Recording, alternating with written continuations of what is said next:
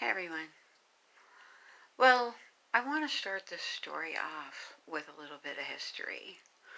Um, I was one of the very fortunate people that grew up in a very upper middle class family, and my family taught me a lot of things that made me realize that perhaps, let's just say, I didn't fit in to whatever they were doing. Let me give you an example. When I was 8 years old, and once upon a time, if any of you remember, there was commercials on TV from UNICEF. UNICEF is an organization that helps out people that are very poor, and these particular cartoons, or should I say commercials, my father would have called them cartoons.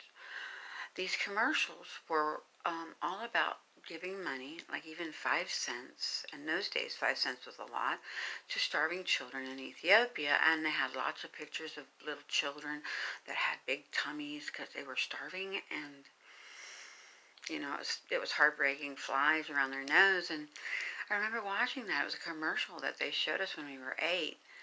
And my daddy came in and said to me, shut that off, Heather. We only watch pretty people. So I had to turn the TV off or I was going to be in trouble.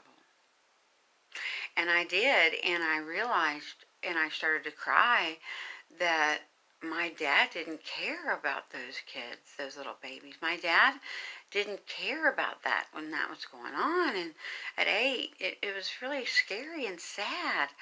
And it was like, it wasn't the first time, but it was like one of the major times in my life when I flashed, maybe I'm not supposed to be around these people. Because many other things were happening in my life as I got older, and as a teenager, to where I was beginning to realize that no attention for good behavior, always attention even when there was no bad behavior that was punishing, lying and fighting and drinking in a home that was filled with people with money that looked good on the outside, but in the inside were very sick people. And that was my home. And so this leads me to the commune and the farm commune and how I found that lovely place in 1975. And the story of the commune, and what the farm is to a lot of folks and to me. And this is my experience. And so basically, I just want to stop it there and remember that, when I turned 13, after, from 8 until 13, 5 more years of, people treating people very harshly that didn't have anything, or that for that matter did and tried to steal from them, or just treating me terribly, and what I had to go through there, and how I became such a, I would have to say, really horrible teenager. I learned that bad attention got better attention. And I'd get that attention whether I was good or bad. And so the farm really saved my life. And it saved a lot of people's lives, especially those of us that were the teens.